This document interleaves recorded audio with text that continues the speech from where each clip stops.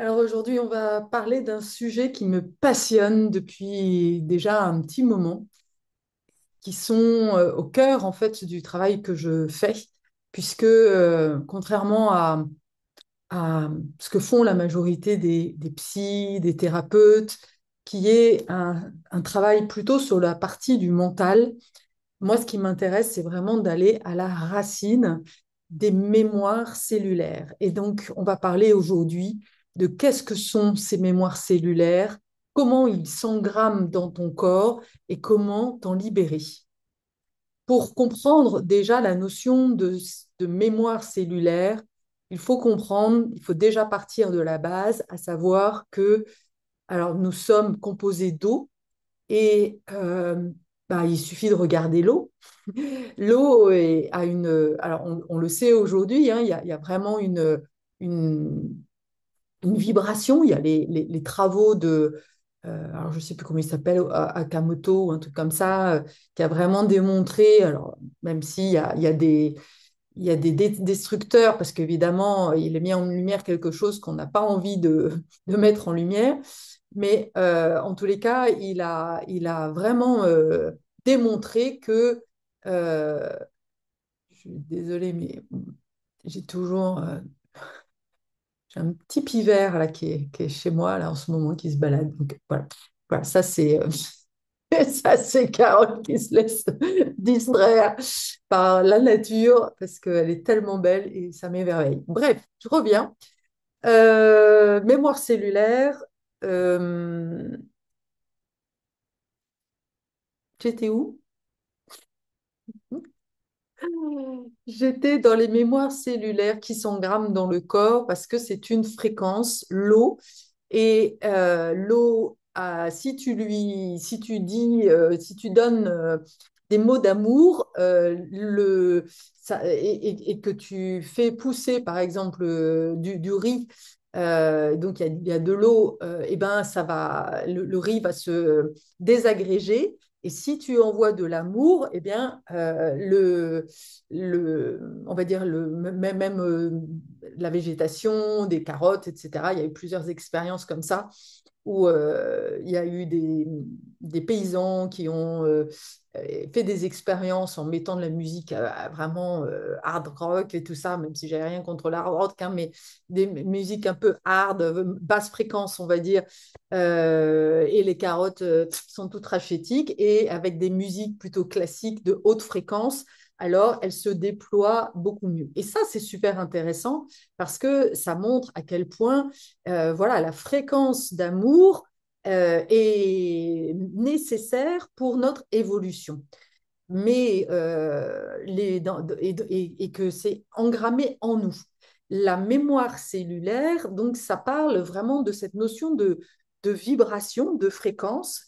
Et pour comprendre comment elle est faite, en fait, cette fréquence, eh bien, il faut déjà aller un petit peu plus loin dans la construction, en fait, de qui nous sommes, à savoir, un, bien, ton histoire à toi, donc déjà ton enfance, et on va y revenir, les mémoires de la famille, donc qu'est-ce que tu récupères de la famille, et là, bah, il y a toute l'épigénétique qui nous permet en fait de vraiment comprendre qu'on récupère finalement des fréquences mémorielles.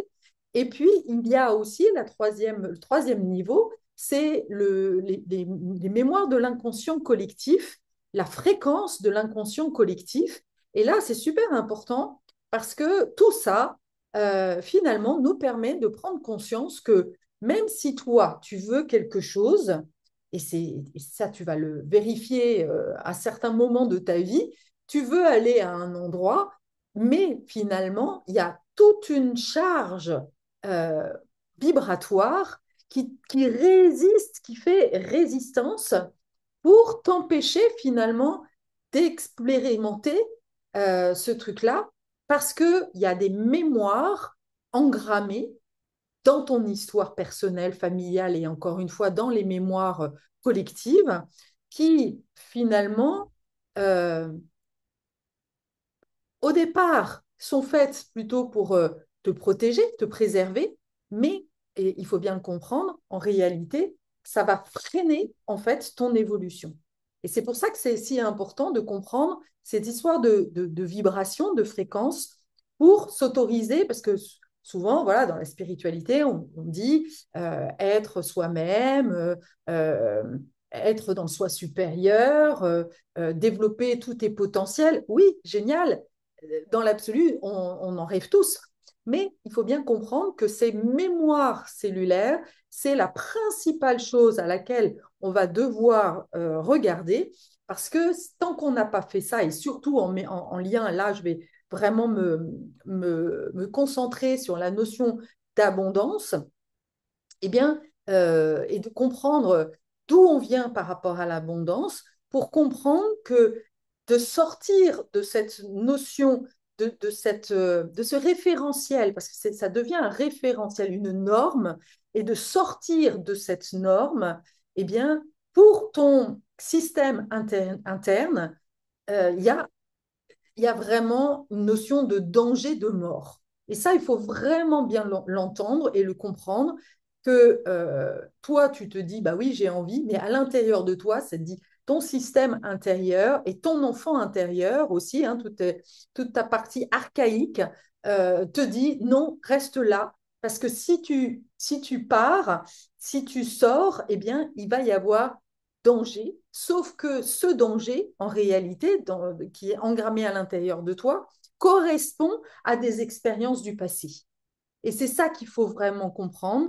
Et c'est pour ça que je parle toujours de transcender les peurs, parce que, et de transmuter les peurs, mais il y a vraiment cette idée de traverser, parce que tant qu'on n'a pas traversé, on ne se rend pas compte que, ah mais non, en fait, tout va bien, en fait. Et là, on change quelque chose de vraiment profond. Et les êtres de lumière, enfin les artisans de lumière, les visionnaires, sont vraiment là pour faire ce passage. Donc, ce qu'il faut bien comprendre, c'est que c'est engrammé dans le corps, d'où l'importance de travailler sur le corps et de vraiment mettre ça en mouvement. Le corps est une bibliothèque du vivant.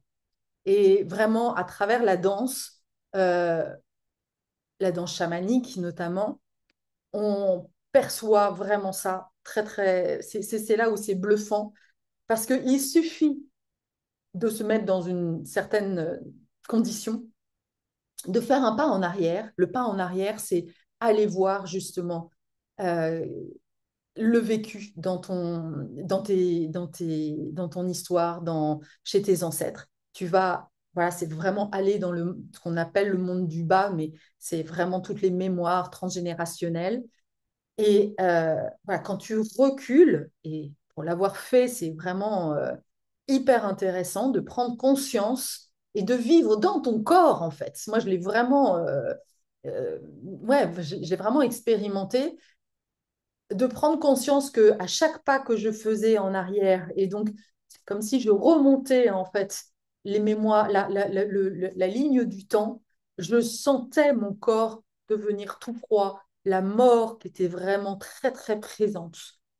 Donc là, tu prends conscience, et la transmutation, elle peut se faire juste comme ça, voilà, en étant, c'est comme si ces mémoires-là avaient juste besoin d'être témoignées, d'être vues, d'être honorées, de libérer les émotions aussi qui n'ont pas pu être libérées à ce moment-là, et voilà, de traverser vraiment ces émotions-là pour que ensuite, ok, du coup, tu changes la fréquence. Ok, tu le vois juste comme une expérience et non plus comme du traumatisme. Donc ça, c'est déjà vraiment hyper important, que ton corps est une bibliothèque. Et quand je parle c'est vraiment important de parler de bibliothèque et non pas d'archive, parce que l'archive est quelque chose de statique. La bibliothèque, elle bouge. Voilà, au départ, peut-être qu'il y a justement ces histoires du passé qui sont en avant dans ta bibliothèque. Et l'idée, c'est vraiment, OK, je les remets en arrière et je réécris quelque chose. Et c'est tout le but d'ailleurs, c'est ça qui est magnifique finalement, quand on comprend cette dimension chamanique du temps, que nous sommes là justement pour écrire quelque chose de nouveau. Et là aussi, pour l'avoir vécu, alors je l'ai vécu dans la danse, je l'ai vécu en constellation familiale, nos ancêtres euh, attendent de nous que nous fassions l'expérience de la joie. Et ce qui est complètement paradoxal, c'est que cette joie est la chose la plus compliquée à acquérir parce que justement, il y a derrière nous comme un poids du passé qui ne parle que de souffrance. Et donc, là, on va, et je rentre un petit peu dans le vif du sujet, il y a une mémoire particulièrement lourde. Alors, elle me concerne, mais évidemment, si tu es là, elle risque de te concerner. Et là, avant de rentrer dans le vif du sujet, je t'invite pour pouvoir sentir ce qui résonne avec toi et pour pouvoir identifier tes mémoires à toi qui te limitent, qui te bloquent, qui font résistance, soit, comme si quelque chose te tirait en arrière, même si toi tu veux aller en avant, eh bien, je t'invite à fermer les yeux, à prendre vraiment un temps de respiration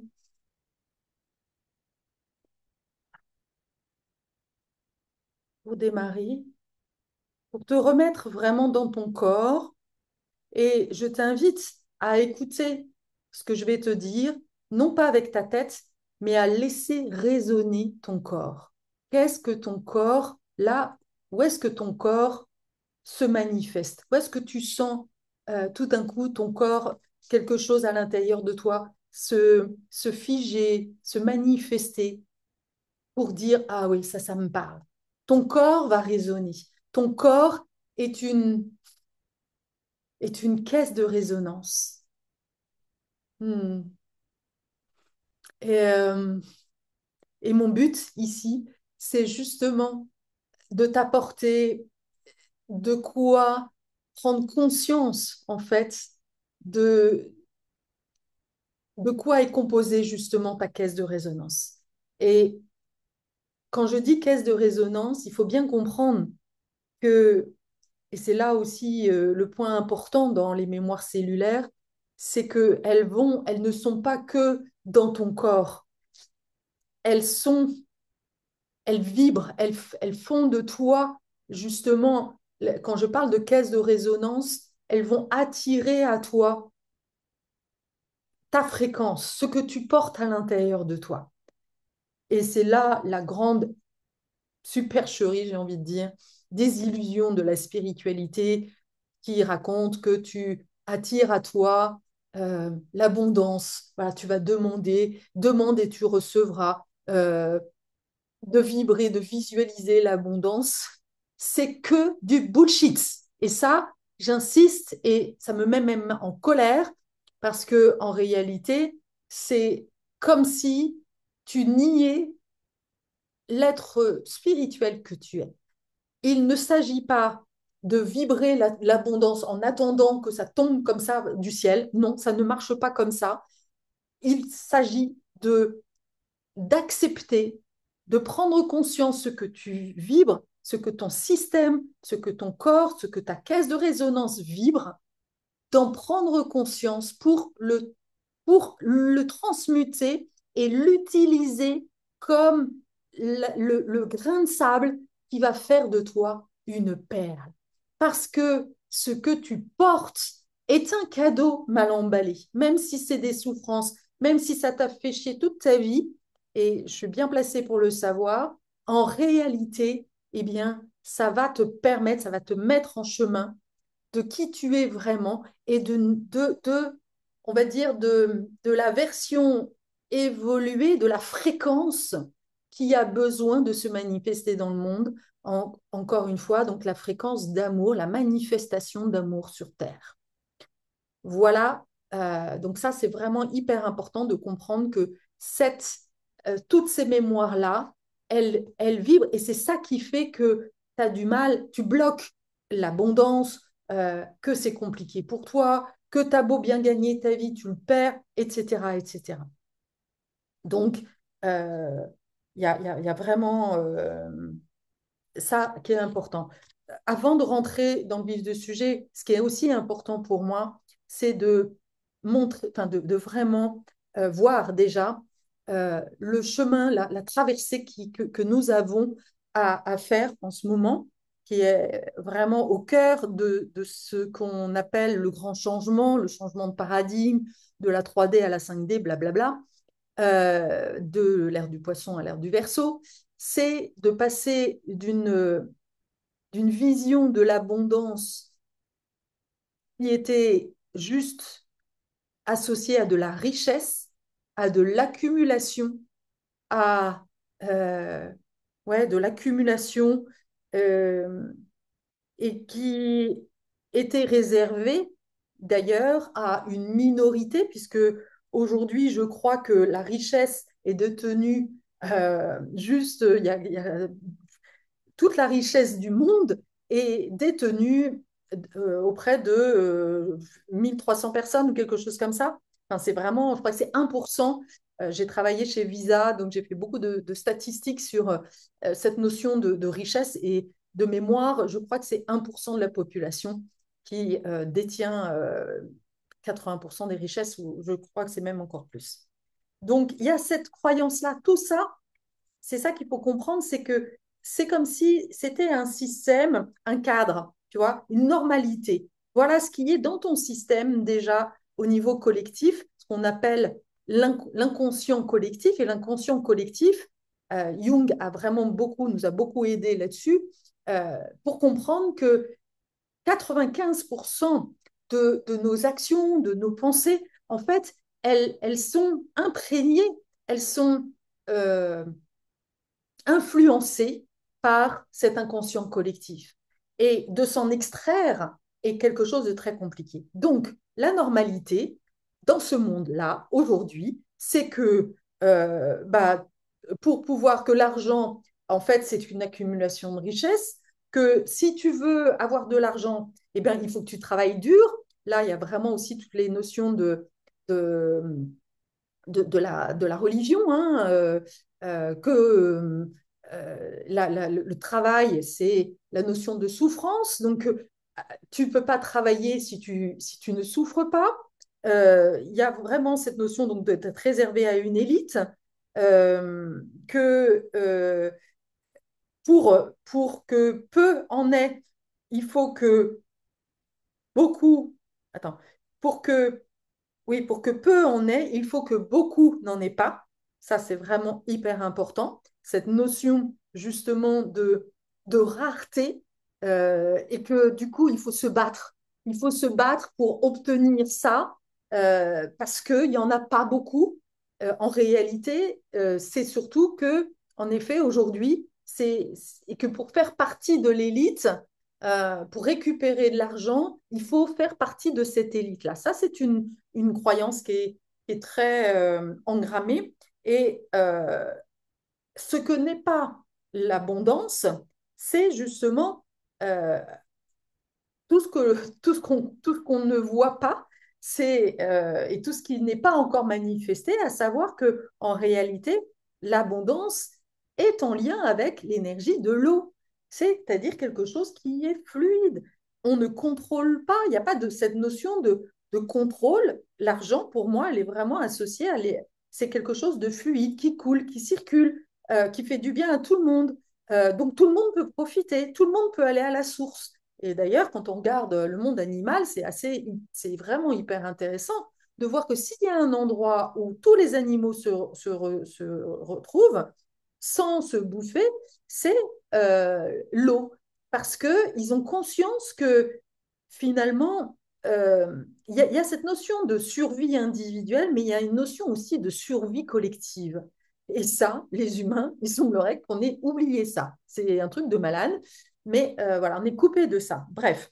Donc, l'abondance ne s'exerce pas ne se développe pas en exerçant du pouvoir sur les autres. Mais ça, c'est ce que on nous a conditionné, on nous a vraiment programmé pour croire ça. D'ailleurs, dans l'éducation, l'éducation est vraiment forgée, construite sur cette base-là. Il y a les sachants et toi, tu dois obéir. La notion d'obéissance, elle est complètement associée à la notion d'abondance. Et ces personnes-là qui qui détiennent le pouvoir, euh, eh bien, ont appris, et ça c'est vraiment hyper important, de comprendre que finalement, alors on va caricaturer, hein, parce que si je caricature pas, ça, on va pas comprendre, mais évidemment, ça ne veut pas dire que je mets tout le monde dans le même paquet, mais globalement, on est dans une société patriarcale, capitaliste, où l'homme a été éduqué, formaté pour dominer, pour posséder en fait, et pour posséder l'argent, et a appris à quelque part garder l'argent pour lui, le faire de manière très égocentrée et, et, et à vraiment ne pas laisser les autres gagner plus que lui. Il y a vraiment cette notion aussi de roi dans le royaume. Si tu as l'argent, tu deviens le roi du royaume. Ça, c'est un archétype qui parle à tout le monde et que, voilà, et que pour devenir un roi, il faut se battre. Il faut détrôner le roi et le roi ne veut pas sortir de son royaume. Lui, il veut continuer à rayonner, enfin, comment dire, à avoir le pouvoir, à régner, voilà, je cherchais le mot. Et donc, voilà, il ne veut pas sortir de son trône, même si, et là, il y a vraiment une image archétypale qui est très intéressante, même si le royaume dans lequel il se trouve est en train de dépérir, eh bien, en réalité, lui, il ne le voit pas. Parce que tant que lui, il accumule de la richesse, il est assis sur son argent, c'est un peu l'idée de Picsou, hein. Il est assis sur son tas d'or, et donc, voilà, pour lui, il a réussi. Voilà. Il a réussi, et c'est ça qui... et la notion de réussite est associée à la notion de succès, pas à la notion de, de bonheur dans le royaume. Et là, il y a vraiment une erreur fondamentale et voilà, et c'est là où on va devoir évoluer, de sortir en fait de ces schémas où en fait il y en a qu'un qui profite finalement de cette richesse au détriment des autres. On va vers un système où l'argent profite à tout le monde et là on est plus dans une notion donc d'abondance, de prospérité dans le sens où tout le monde est prospère.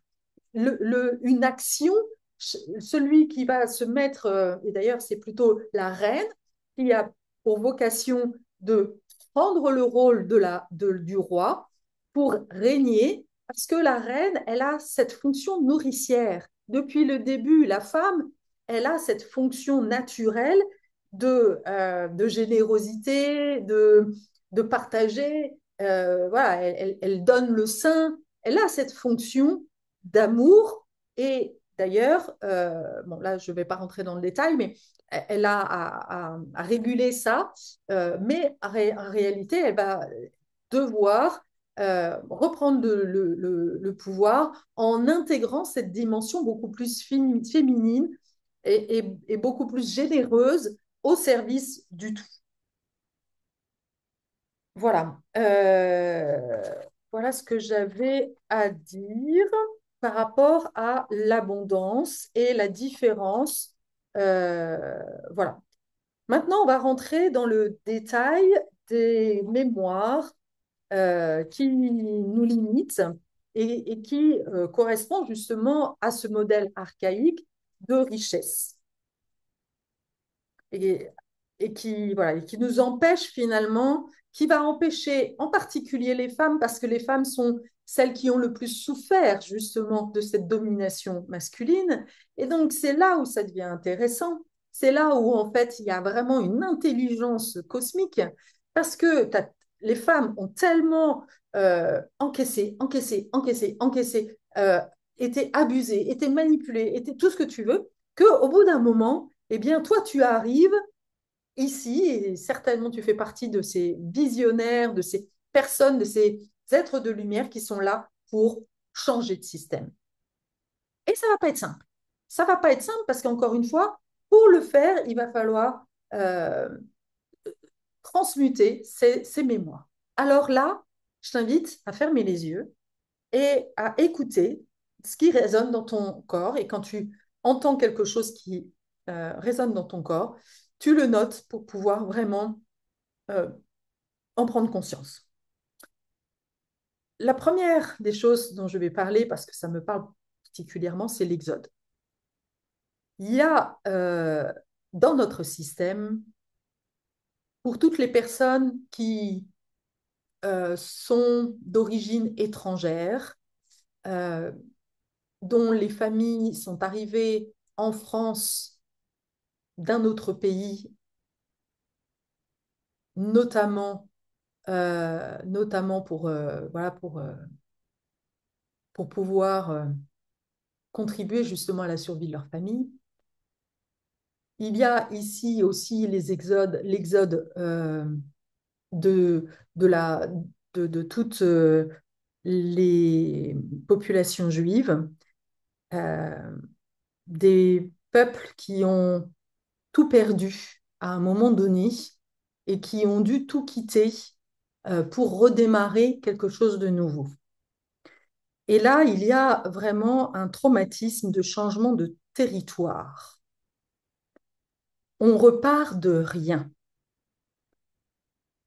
Et ce que ça va créer, en fait, pour toi, c'est une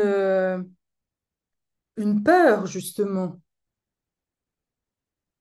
de fluidité, de partir à l'étranger, de suivre le mouvement, parce que l'exode, le changement de territoire est tellement associé à des souffrances, à des déchirements, que, eh bien, il va y avoir comme une espèce de compulsion à plutôt réparer en contrôlant l'argent et la sécurité.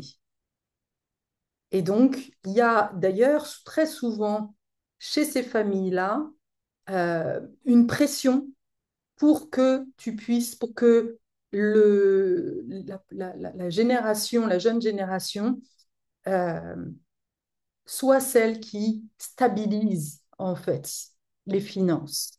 Et donc, il va y avoir une pression pour justement aller dans l'accumulation d'argent, alors que tu l'as compris, c'est pas du tout le sens collectif, on va dire, dans lequel on doit aller. On doit aller vers plus de fluidité et plus de moins d'accumulation en fait.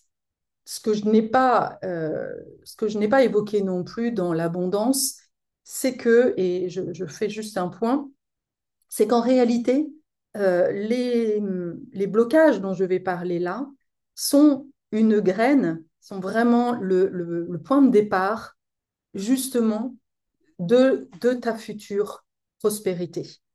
Je m'explique. Si, par exemple, je vais prendre mon exemple, c'est parce qu'à un moment donné, j'ai été bloquée dans mon rythme et dans l'abondance, que j'ai tout perdu, que j'ai commencé à avoir des galères financières, que j'ai commencé à faire ce travail intérieur, à justement venir transmuter ces mémoires cellulaires et à expérimenter pas mal de choses et jusqu'à aller vers le chamanisme pour, euh, pour devenir qui je suis. C'est ça, c'est un chemin, c'est une porte. Et c'est ça qu'il faut comprendre, que si ça te parle, si tu es ici, c'est qu'il y a une porte à ouvrir. C'est qu'il y a quelque chose, c'est un chemin pour toi. Et ça, il y a vraiment ça à suivre. Il y a une intuition. euh, L'univers te guide. L'univers te guide. Alors c'est Dieu, c'est la source, peu importe, mais la vie te guide. Et l'amour te guide, te montre le chemin de ta libération. Le problème, c'est que très souvent, on résiste au lieu de suivre. Parce que, encore une fois, il y a des peurs. Et c'est comme si voilà, tu étais un cheval et que tu es sur un parcours complet et que face à un obstacle, tu t'arrêtes et que tu te dis, ah ben non, finalement, je vais me faire une balade. Ben non, en fait. Non, non, tu es, là. C'est ta mission d'apprendre justement à dépasser ces obstacles pour aller plus loin. Bref, je reviens. Donc ça, c'est vraiment, il y a quelques scénarios. Je vais commencer par là, hein, des gros scénarios. Et là, je dis merci à Odile Brucker qui m'a transmis en fait ces différents scénarios qui, selon elle, voilà, sont les scénarios types. Donc, il y en a certainement un ou plusieurs d'ailleurs qui vibrent pour toi. Donc, il y a celui de l'Exode. Le deuxième, c'est l'amour contrarié. Là, il y a des mémoires d'amour, de mariage arrangé et qui vont générer beaucoup de colère, de violence et d'abus de pouvoir. La sexualité est considérée et vécue comme un viol. Et là, il va y avoir de gros problèmes de cœur, de poumons, de sang et de tristesse. Euh, Là encore, c'est intéressant donc déjà de laisser vibrer à l'intérieur de toi comment ça résonne et de regarder peut-être que tu as connaissance dans tes lignées d'amour arrangé. Et là aussi, bah moi par exemple dans mes lignées, et ça c'est souvent le cas là aussi avec des, des racines avec une présence où la religion est assez forte. Voilà, dans les lignées juives, moi, mon grand-père, qui était juif, s'est marié avec une catholique. Et il a été considéré comme mort par son père au moment où il a appris qu'il se mariait, parce que pour lui, il y avait une notion de trahison. Et donc, voilà, il y a vraiment, ça c'est l'opposé, mais parfois, justement, l'homme va préférer en fait, ou la femme d'ailleurs, parce que ça a été le cas moi dans mes lignées, j'ai une grande tante qui s'est mariée avec un juif, voilà, parce qu'il fallait faire perdurer la lignée juive. Et donc là, il y a vraiment un déchirement, là encore, hein. On voit bien qu'il y a un conflit à chaque fois, hein, un conflit entre mes émotions, et là c'est la dimension féminine, l'amour que je ressens, les langues que je ressens, et les loyautés familiales. Je dois me marier pour faire perdurer, et puis quelque part pour faire plaisir. Donc voilà, là dans ces cas-là, il va y avoir tout un, toute une mémoire de, voilà, je n'ai pas le droit d'écouter mon élan, je n'ai pas le droit voilà, de suivre ce qui me plaît, de faire ce qu'il me plaît. Et ça, c'est quelque chose qui va résonner ensuite dans ton système à toi. Euh, à l'inverse, comme je disais, le troisième scénario, c'est le scénario où eh bien, l'enfant ne va pas céder finalement à la loyauté familiale et va enfreindre l'interdit. Donc là, c'est le scénario de la désobéissance. Et écoute bien, parce que celui-là, il vibre certainement dans ton système comme une résonance très forte, parce que il est symbolique, il est synonyme de rejet. Donc, très souvent, les personnes qui sont pas comme les autres, qui sont ouais, différents, atypiques, voilà, peu importe le nom que l'on met, eh bien, il y a cette fameuse blessure de rejet que tu revis évidemment dans, dans ton enfance. Mais en réalité, c'est ça qui est important de comprendre que elle est juste une résonance par rapport à quelque chose de bien plus ancien. C'est comme si tu arrivais sur Terre pour revivre une blessure, ce que l'on appelle une blessure karmique, tu revis un karma, et donc là, il y a un karma d'exclusion. Ça, c'est vraiment une blessure qui est très, très forte.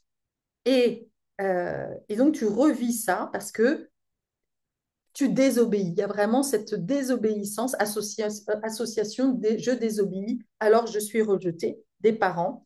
Et là, du jour au lendemain, c'est l'exil. Tu es rejeté, exclu, et c'est hyper violent en fait.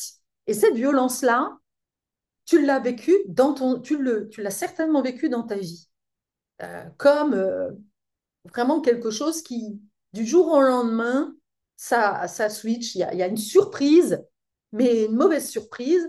Et voilà, comme une chute qui est très profonde, un choc euh, vraiment hyper profond qui est engrammé encore une fois à l'intérieur de toi.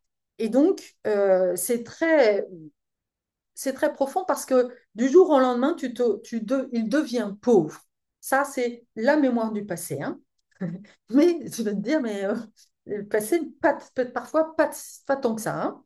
Et donc là, il y a vraiment un traumatisme, le traumatisme de désobéissance. Bah oui, si tu portes en toi la blessure, la fréquence que si tu désobéis, eh bien, tu vas devenir pauvre, bah, tu n'as pas vraiment envie de désobéir. Tu restes à l'obéissance. Et c'est ça qu'il va falloir transcender. Et donc, ça vient vibrer sur les nouvelles générations. Voilà. Euh, il y a aussi, en plus, une peur d'être déshérité parce que quand l'enfant a trahi en fait sa famille, il est exclu et il est déshérité. Ce qui va provoquer aussi euh, une rivalité avec les lignées fraternelles, les frères et les sœurs, parce que bah, ceux qui ont obéi, ceux qui sont les gentils, eh bien, récupèrent en fait tout l'argent, et ceux qui finalement écoutent leur cœur, écoutent leur élan de vie, eh bien, euh, sont privés de l'amour des parents et de la richesse des parents.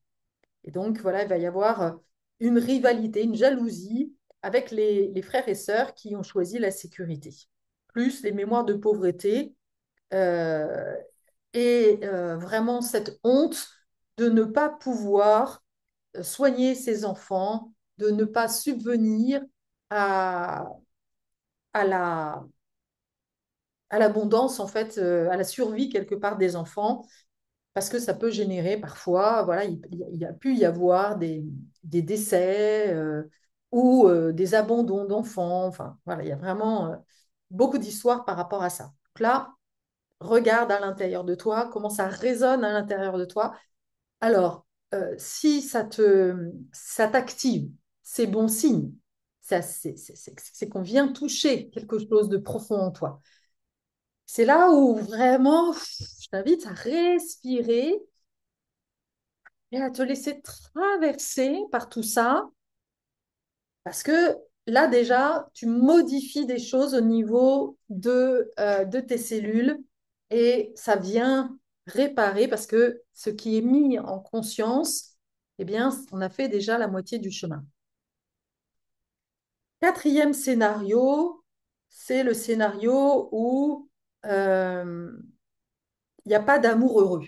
La croyance qu'il n'y a pas d'amour heureux, que, euh, et là, c'est aussi le mariage de raison. Euh, ah oui, on épouse plus notre frère que notre époux. Alors ça, moi, je l'ai vécu dans mon mariage.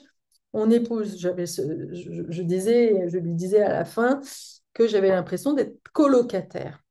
Et en effet, mais quelque part, j'ai répondu à une loyauté que de toute façon, une croyance que de toute façon, il n'y a pas d'amour heureux, alors bah, je vais me marier pour les mauvaises raisons, pour là aussi eh bien, faire perdurer des modèles familiaux. Et donc là, c'est hyper intéressant. Là, je te donne aussi une petite information, un petit partage personnel où je me suis rendu compte, en regardant en fait dans mes lignées et en travaillant là-dessus, que dans ma généalogie, il y avait comme une répétition que c'était la femme qui apportait de la reconnaissance sociale, qui permettait aux hommes de monter en grade au niveau de la reconnaissance sociale.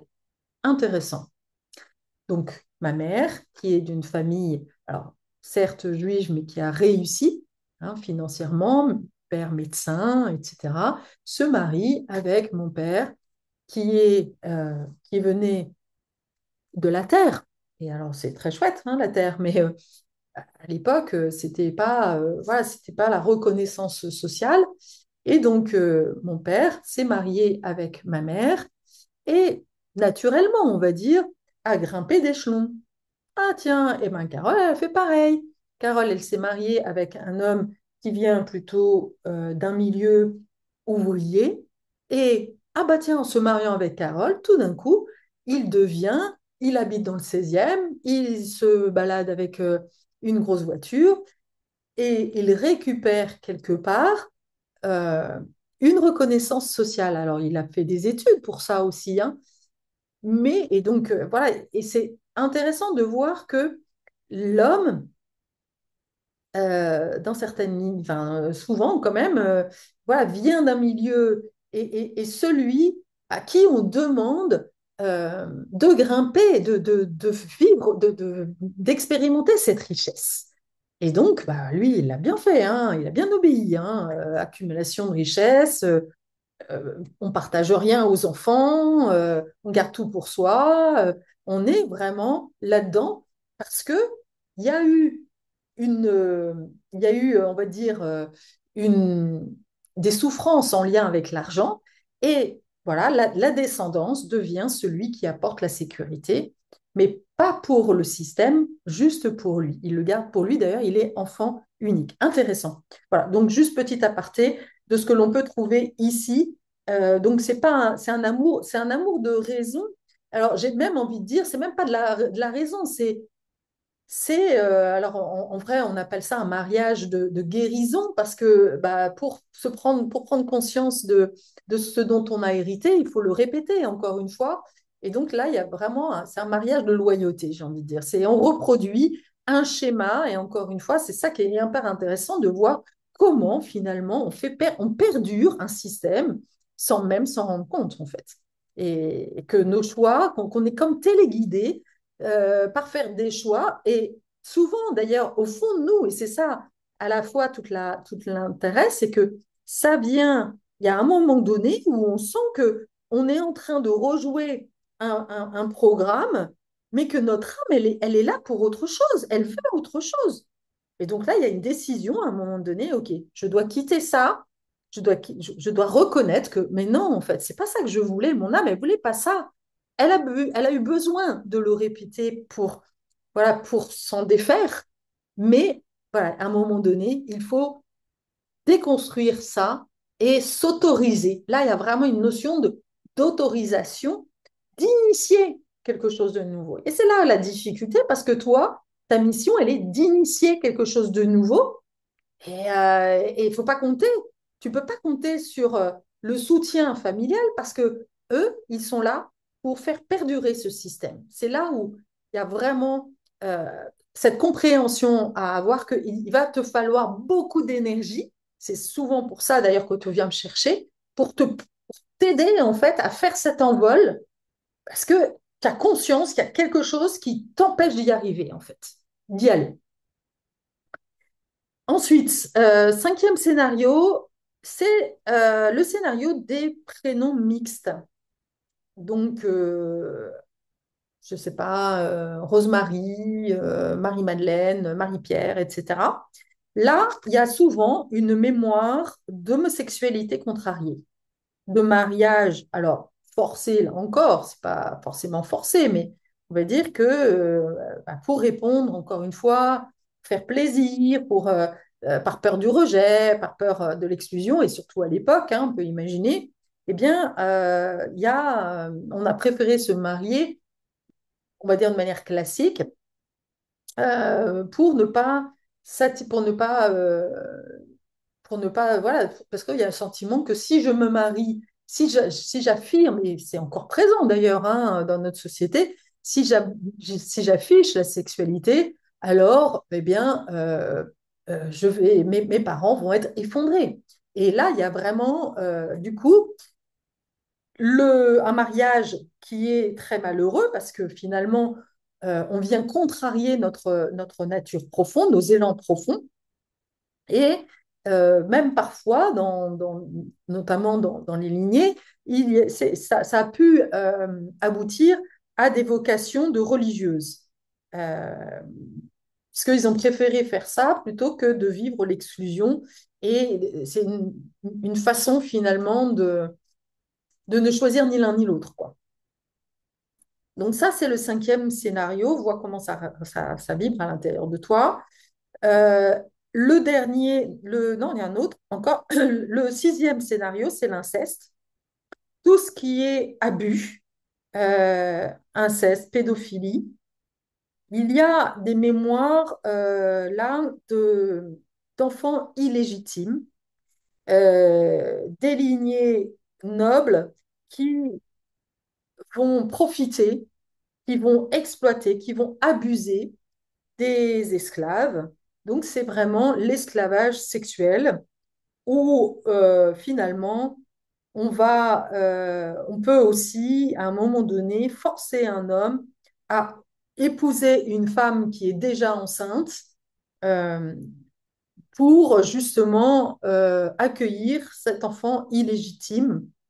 Et ça va générer beaucoup de souffrance, en fait, ce sentiment justement d'illégitimité et ouais, d'avoir évidemment une sexualité contrariée. Alors, au niveau de l'abondance, on va aussi, parce que très important, le corps et l'argent sont deux choses qui sont en lien avec la physicalité. Et encore une fois, ton corps porte la mémoire transgénérationnelle. Et donc, puisque finalement, là, il y a eu comme une salissure de l'abus, eh bien, tu vas sentir, vivre cette sensation d'argent sale. Euh, et tu vas avoir beaucoup de difficultés à recevoir de l'argent. C'est aussi des mémoires que l'on retrouve beaucoup chez les thérapeutes, chez toutes les personnes qui sont en lien avec le soin, qui ont beaucoup de difficultés, des guérisseuses, etc., qui ont souvent beaucoup de difficultés à recevoir de l'argent, parce que recevoir de l'argent, c'est recevoir l'énergie masculine quelque part, c'est et c'est ce sentiment voilà de revivre en fait cet esclavage sexuel, ce sentiment euh, voilà d'avoir été manipulé, voilà, d'être sale de manière générale et de toucher l'argent. Voilà, ça correspond à cette mémoire d'avoir été attouché. Hein, on dit bien toucher de l'argent, ah ouais, et tu as été attouché, eh bien là, il va y avoir des mémoires qui vont ressurgir, peut-être des choses d'ailleurs que tu as toi-même vécues. Alors, la mémoire d'abus, elle est au niveau transgénérationnel et évidemment, la femme le porte particulièrement dans le ventre de la mère. Chose aussi très importante à comprendre, que l'enfant porte la mémoire de la manière dont il a été conçu. Et là, je t'invite à déjà à respirer, hein, à vraiment prendre le temps d'intégrer tout ce que je vais te dire, parce que très souvent, quand on a des problèmes d'abondance et la difficulté à recevoir de l'argent, à toucher de l'argent, à garder de l'argent, à recevoir de l'amour, très souvent, il y a une mémoire cellulaire de la mère qui a été violée pour concevoir. Donc, un rapport non consenti euh, qui a donné lieu à toi. Il n'y a pas eu de plaisir. Et là, il y a vraiment une mémoire profonde d'être, on va dire, à l'origine d'une souffrance. Tu es là, tu es le fruit d'une souffrance de ta mère. Voilà. Donc là, il y a déjà souvent une mémoire et donc une compulsion à réparer quelque chose dans le système. Et alors là, au niveau de l'âme, c'est voulu. Hein, mais avant d'en arriver là, il y a vraiment ce sentiment voilà, d'être sale, de ne pas être légitime, Donc, si c'est des choses, le fameux syndrome de l'imposteur, souvent prend sa racine ici. Tu vois que là, on va vraiment à la racine de la problématique. Je t'invite vraiment à respirer pour laisser ces énergies, en fait, se transmuter déjà. Euh, Ah oui, dans ces cas-là, il y a aussi, dans cette mémoire d'enfants illégitimes ou d'enfants voilà, qui n'est pas né, qui n'est pas vraiment désiré, hein, c'est vraiment, et là, on le sait bien que ceux qui ont des problèmes d'argent, très souvent, eh bien, sont des enfants qui ne sont pas complètement désirés. Euh, Comme c'est mon cas, moi, j'étais pas désirée, j'étais au mieux quand j'ai commencé à faire ce travail cellulaire, j'ai pu sentir que au mieux, j'étais attendue comme un garçon, mais il y avait déjà deux filles. Et ma mère elle-même était née après un garçon qui était mort-né, donc il y avait déjà cette, cette mémoire hein, d'enfants perdus, d'enfants euh, voilà, perdus, et puis celui-là qui était le fruit de l'amour. Et l'autre chose aussi qui est très compliquée dans ces cas-là, c'est qu'ensuite, la mère va avoir beaucoup de mal à s'attacher aux enfants parce il y a cette peur, en fait, aussi de le perdre. Euh, donc ça, c'est quelque chose. Et donc, très souvent aussi, ce qui peut se passer quand il y a des enfants illégitimes, c'est que les médecins euh, ont pu, pour certains, être achetés pour faire passer un enfant. Il y avait la complicité, en fait, des médecins. Donc là aussi, c'est intéressant. S'il y a des médecins dans tes lignées, eh bien, ça peut être en lien avec cette histoire-là. Euh, alors,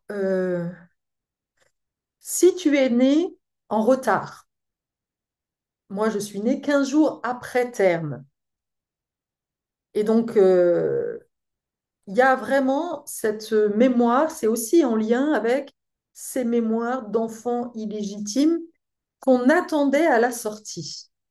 C'est-à-dire, on ne voulait pas le garder parce que bah, tout d'un coup, c'était le bâtard, c'était la notion du bâtard. Et donc, euh, dans le- avant, il n'y avait pas l'avortement, donc on faisait passer l'enfant.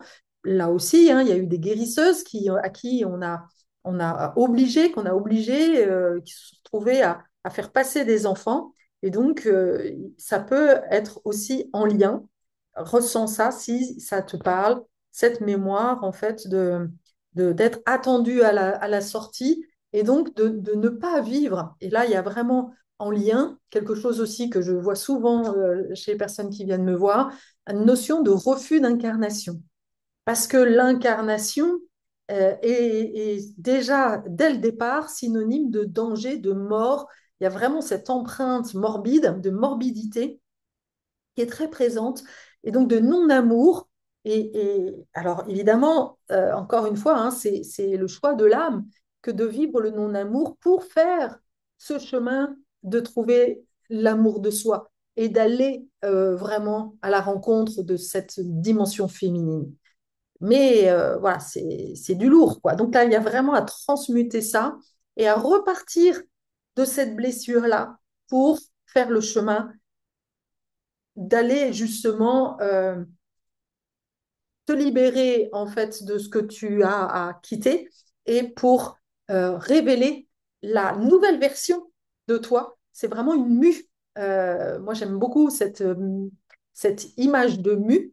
On va changer de peau et l'automne est particulièrement adapté par ça parce que l'automne, eh bien, là, on n'est plus en train de faire youpla boum. Non, on va rentrer. En fait, c'est vraiment le chemin de OK, là, on ferme la lumière et on va aller à l'intérieur de soi. Et ça se manifeste. Il y a vraiment, là, c'est présent. Et peut-être que même tu vis des événements qui te permettent de ressentir ça et d'aller en quête, d'aller comprendre en fait ces sujets-là pour toi et de changer la fréquence pour t'autoriser justement autre chose que ce que ton mental te raconte. C'est vraiment changer d'histoire, changer de fréquence et du coup attirer à toi des synchronicités. C'est miraculeux, c'est vraiment miraculeux. J'ai vraiment vécu des accompagnements où il y a tout d'un coup, il y a un avant et il y a un après. Et ça peut être très radical. Des personnes qui galèrent dans des boulots qui ne leur correspondent pas et une fois que le travail est fait, euh, décide finalement, parce qu'il y a tout le travail qui a été fait, on coupe vraiment les liens et voilà, on part.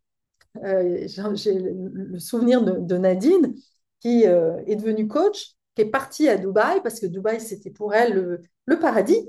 Donc, elle vit selon son propre paradis, elle crée son propre paradis sur Terre. Mais avant ça, c'est comme si elle était en plus d'origine marocaine, elle, elle se sentait obligée finalement de répondre, de vivre selon ce que sa famille attendait d'elle, donc d'accomplir, d'accumuler de la richesse, mais de ne pas faire quelque chose qui l'animait, quoi. Le neuvième scénario, c'est le scénario de l'engorgement de lait. Donc là, c'est pour les femmes qui ont des mères, qui ont des enfants. Euh, et donc là, ça parle, quand on a vraiment des difficultés, des montées de lait qui sont terribles. J'ai vécu ça, moi, si j'aurais bien aimé avoir cette information-là avant, parce que ça a été terrible pour moi. Ce sentiment d'avoir une montée de lait. Et en fait, ce qui est terrible, c'est de ne pas, de même pas pouvoir allaiter son enfant parce que ça te fait tellement mal. Il y a une notion de souffrance attachée à la notion de nourrir son enfant. Et là, il y a certaines femmes qui ont perdu des enfants illégitimes ou même perdus tout court. Donc là, moi, il y avait clairement ma grand-mère qui avait perdu cet enfant-là. Et donc, bah, une énorme tristesse, un chagrin à traverser, parce que, encore une fois, il faut comprendre qu'à l'époque, et ça c'est vraiment horrible quand j'ai entendu ça, que à l'époque, voilà, il fallait faire des enfants parce que les enfants étaient ceux qui allaient construire la société après-guerre. Là, voilà, ma mère est née en 42. Et donc, voilà, il fallait faire des enfants. Toute la société est poussée dans ce sens-là.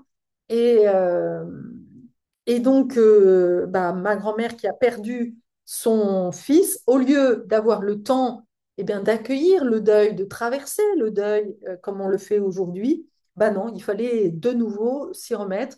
Et il y avait une pression, en fait, pour faire des enfants. Et donc, c'est là où finalement, il n'y avait pas d'écoute du corps. La femme ne pouvait pas, voilà, c'est pas elle qui se faisait respecter en fait. Elle était une poule pondeuse quoi, hein, et elle était là justement. Sa mission, c'était de procréer, et elle n'avait pas d'autre mission. On lui demandait juste de s'occuper des enfants, comme si elle élevait des enfants qui allaient ensuite être des esclaves pour euh, contribuer on va dire, au fonctionnement du monde capitaliste, quoi, euh, qui allait enrichir les autres. C'est horrible, mais c'est une réalité. Et là, il y a vraiment voilà, beaucoup de choses à transmuter au niveau de la tristesse à ce niveau-là.